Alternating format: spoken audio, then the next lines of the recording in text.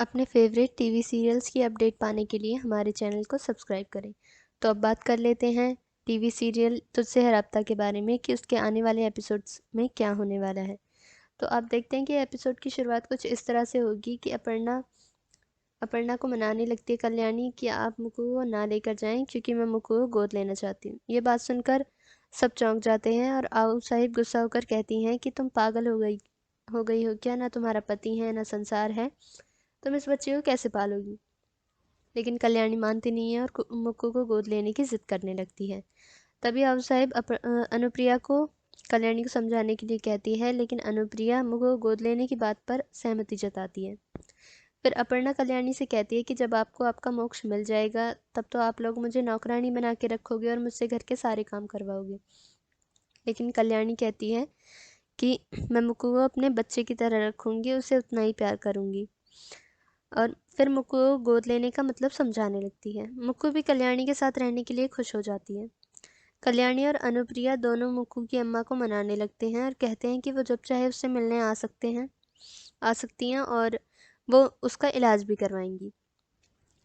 फिर मुक्कू अपनी अम्मा से कहती है कि मुझे यहीं पे रहना है और मैं यहाँ पे बहुत खुश हूँ कल्याणी के साथ, तो आप मुझे यहीं पे रहने दो। फिर अपर्णा मान जाती है और घर में सब खुश हो जाते हैं। लेकिन फिर मुक्कू की अम्मा उसे अपने घर ले जाने की बात करती है, कहती है कि मैं इसके साथ थोड़ा समय बिताना चाहती हूँ, कल मैं इसे खुद यहाँ पे लेके आ जाऊँगी। तो कल्याणी कहती है कि ठीक है, आप इसे आज लेके जाओ और कल तक तो अडॉप्शन के पेपर्स भी रेडी हो जाएंगे, तो कल से मेरी मुक्कू मेरे पास रहेगी, आप साथ के साथ इसका सामान भी ले आना। फिर कल्याणी और अनुप्रिया कल होने वाले कन्या पूजन की बात करने लगते हैं। तो कल्याणी कहती है कि मैं अपनी मुक्कू को अपने हाथों से तैयार करूंगी कन्या पूजन के लिए। तो अपर्णा मन ही मन कहने लगती है कि इसे तुम तैयार तो तब करोगी जब मैं इसे यहाँ पे आने दूंगी, ना तो तुम्हें मुक्कू मिलेगी और ना ही तुम्हारा मोक्ष। दूसरी ओर आप देखेंगे कि मल्हार मोक्ष को ढूंढने के लिए लगा रहता है और उसे हवलदार की कॉल आती है कि सर, हमें एक औरत मिली है जो बिल्कुल अपर्णा भोंसले जैसी दिखाई देती है। लेकिन जब मल्हार वहाँ पहुँच जाता है तो उसे पता चलता है कि वो अपर्णा नहीं, कोई दूसरी औरत है, तो वो उसे जाने देता है। तो अपर्णा और मुक्कू तभी ऑटो में वहाँ जाती हैं और हवलदार उन्हें पोस्टर दिखाकर पूछताछ करने लगता है। तभी अपर्णा मुक्कू के पेट दर्द का बहाना बनाकर कहती है कि साहिब जाने दो ना, बहुत पेट दर्द हो रहा है इसको। तो हवलदार उन्हें वहाँ से जाने देता है। लेकिन रास्ते में मुक्कू अपर्णा से पोस्टर के बारे में पूछने लगती है, तो अपर्णा उसे डांट कर चुप करा देती है कि ये बात बाहर नहीं आनी चाहिए। दूसरी तरफ अव साहिब अनुप्रिया को डांटने लगती है और उसे कहने लगती है कि कल्याणी तो पागल हो गई है, वो एक ऐसी बच्ची को गोद लेना चाहती है जिसका अता पता नहीं है, पता नहीं किसका खून है वो। और कल्याणी का साथ देने के लिए अनुप्रिया को डांटने भी लगती है। फिर अव साहिब कहती हैं कि कल्याणी तो पागल हो गई है, पूरे शहर में अपर्णा के पोस्टर्स लगवा दिए हैं और अपर्णा को मुजरिम साबित करना चाहती है।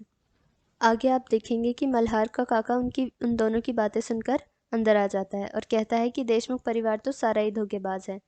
आप सबको पता था कि मोक्ष अपर्णा के पास है और कल्याणी उसे ढूंढने का सिर्फ नाटक कर रही है ताकि मल्हार और अवनी एक दूसरे से दूर रहें, और इसमें मेरी प्यारी धर्मपत्नी भी उनका साथ दे रही हैं।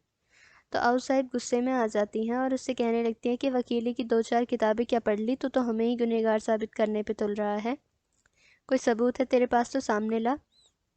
फिर वह कहता है कि सब जानने के बाद अगर तुम सबको मैंने जेल में ना सड़वाया तो मेरा नाम सार्थक राणी नहीं है। आओ साहिब उससे कहती हैं कि पूर्ण विराम, यहाँ से निकल जाओ। लेकिन वह कहता है कि मेरे भतीजे की भावनाओं के साथ खेलने के लिए आप सबकी नाक अपने जूते से रगड़वाऊंगा।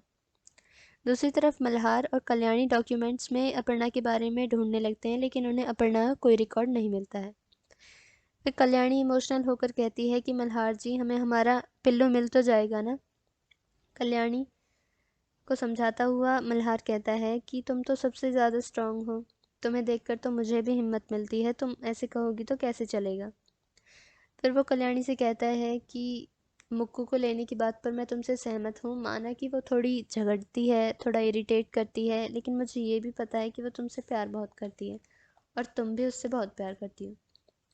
कल्याणी कहती है जब मैं मुक्कू के साथ होती हूँ तो मुझे लगता है कि मेरा पिल्लू मेरे साथ है। मल्हार के पास फ़ोन आता है और कहता है कि चेकिंग अच्छे से करना, अब पोस्टर देखने के बाद अपर्णा चौकन्नी हो गई होगी। अगले दिन आप देखेंगे, अगली सुबह अपर्णा अपना पोस्टर हाथ में लिए कहती है कि अपने आप को तुम दोनों बहुत होशियार समझते हो, लेकिन मैं इतने दिन तुम लोगों की नाक के नीचे रही और तुम्हें पता भी नहीं चला, और अब तो मैं मुक्कू को भी अपने साथ लेके जाऊंगी। और कहती है कि तुम कितनी भी कोशिश कर लो, ना तुम्हें मोक्ष मिलेगा ना ही मुक्कू। तब एक पुलिस वाला वहाँ पहुँच जाता है और अपर्णा के बारे में ऑटो वाले से पूछताछ करने लगता है। उसे देखकर अपर्णा काफ़ी घबरा जाती है और वो ऑटो की साइड में छुप जाती है। तो ऑटो वाला कहता है कि साहब, मैंने तो इस औरत को कहीं नहीं देखा है। पुलिस वाले पूछताछ करने के बाद वहाँ से चला जाता है। तो अपर्णा अपने घर जाती है और वहाँ जाकर वो चौंक जाती है, क्योंकि वहाँ उसे मुक्कू नहीं मिलती है, क्योंकि मुक्कू कल्याणी के घर चली गई होती है। वहाँ पर वो कल्याणी और अनुप्रिया के साथ बहुत खुश दिखाई देती है, उनके साथ मस्ती कर रही होती है। तभी कल्याणी उसके लिए आरती की थाल लेकर आती है, उसकी आरती उतारती है, उसे गले लगाती है और इमोशनल हो जाती है। और यहीं पर यह एपिसोड ख़त्म हो जाता है। Thank you so much.